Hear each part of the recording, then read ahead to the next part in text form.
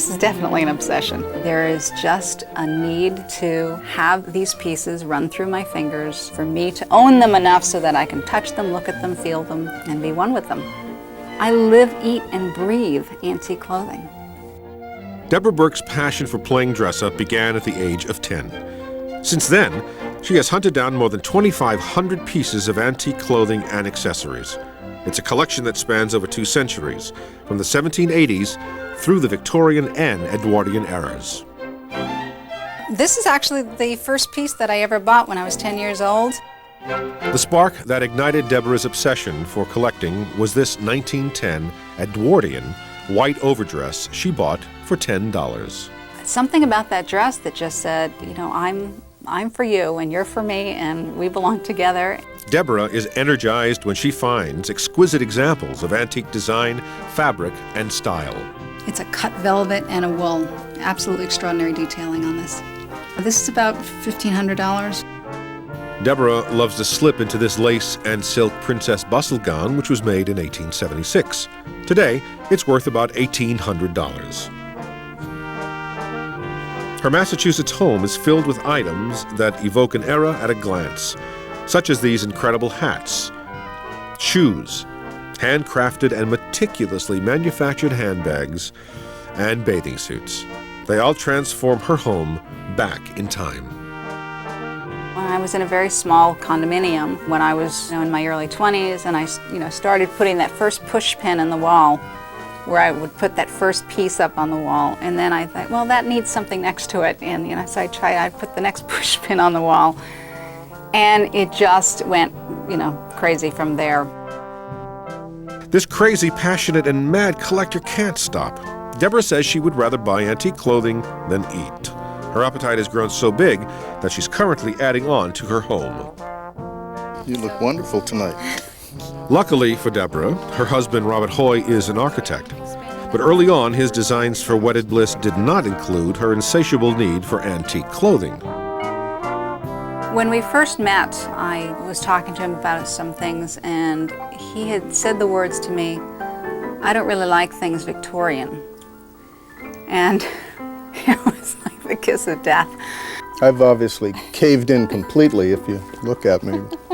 Actually, he imploded and was completely transformed, starting with the wedding. That was actually our first dress-up together. Was it really? That was our first dress-up. The wedding was a full-blown production. Deborah helped clothe some of the 75 guests in Victorian garb.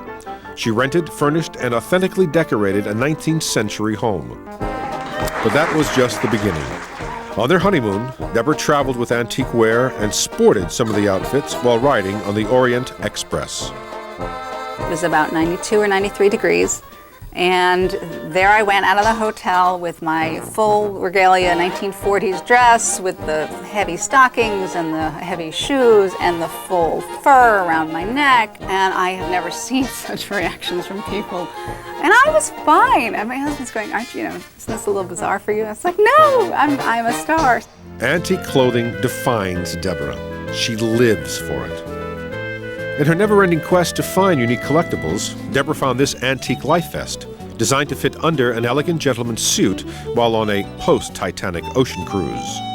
I guess the idea was they worried less probably about the practicality as a life vest and a little more about how they looked when they went in the water. She also has examples of antique lingerie, which were designed to reshape a woman's body. This corset was to make a woman's torso appear longer and leaner. You'd be pulling this in to fit. This one actually fits pretty well. Probably too big for me, actually, because you'd be wanting to pull it in tighter and tighter as the years go by. Deborah has established a presence on the internet. She's grown an international business which offers some of her pieces for sale, such as this ball gown, priced at $1,650. This is a special designer Jacques Heim dress, and it's about a size 6'8", and it has extraordinary beading on this. But of course, there are those precious pieces she will never part with. This is sort of the Deborah Burke I'll never sell closet. All of these are beading, not just the fringe that you normally see. This is absolutely the top end.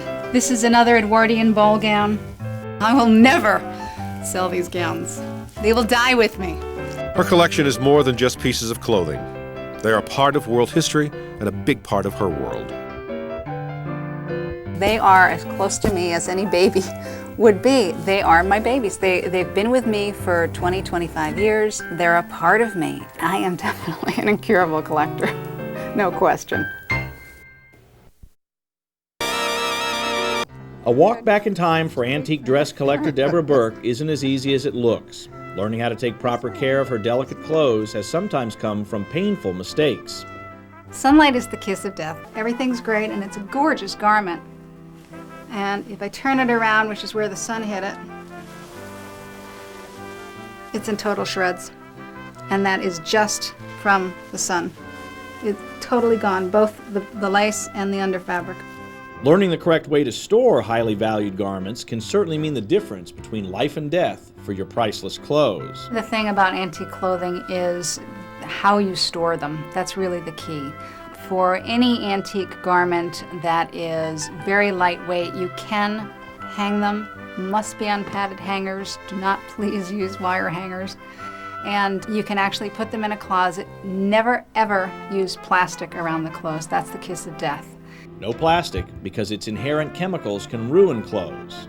Also, clothes need air circulating around them, otherwise they'll begin to decompose. Garment bags are okay, just make sure they're made of natural, breathable material. Storage rooms should be kept as cool as possible and free from humidity, which keeps clothes-loving pests away. I actually have a separate room for the most fragile clothing that I keep air conditioned all the time, and I have a dehumidifier in that room as well. As far as cleaning or repairing your beautiful old pieces, Deborah suggests less is more. Simply doing nothing will ultimately extend the life of the garment. The best thing for these antique clothing is to leave them alone.